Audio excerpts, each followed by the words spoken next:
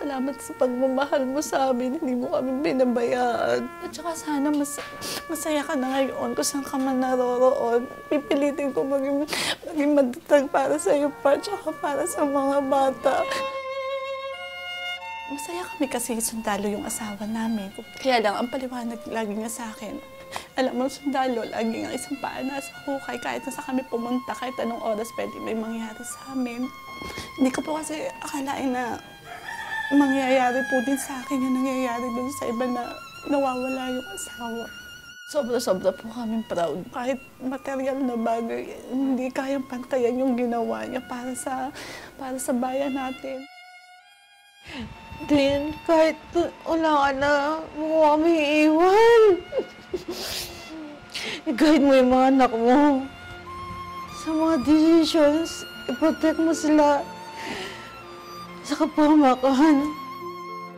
Tinetext na niya ako na gusto na niya mag-retire. Tapos nung pagkapanganak ng anak ko, sabi niya, uwi daw siya ng August. Excited daw niya makita yung apo niya. Hindi namin alam na ganito pala ang mangyayari, hindi na siya aabot. Para kaming nawalan ng poste. Naawa ko sa mga anak ko na hindi nila maranasang tatandaan ang kasama ang father nila. Parang natatakot ako haharap sa buhay na wala siya ba?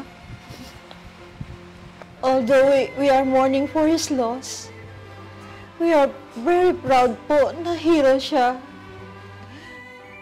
Proud na proud ako sa'yo, Dang. Kasi hindi ko na-expect na ganyan yung mo, ma-achieve mo. Nabomba sila, yung dalawa niyang kasama ni-rescue niya. Pag-rescue niya, na-snipe siya.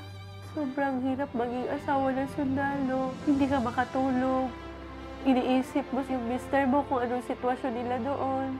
Dang, kahit wala ka na, wag mo akong iwan.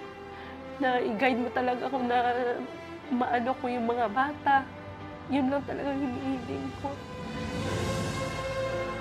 My love, mahal na mahal kita.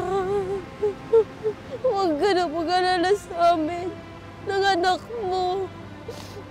Halagaan ko siya mabuti. Para akong namatay din.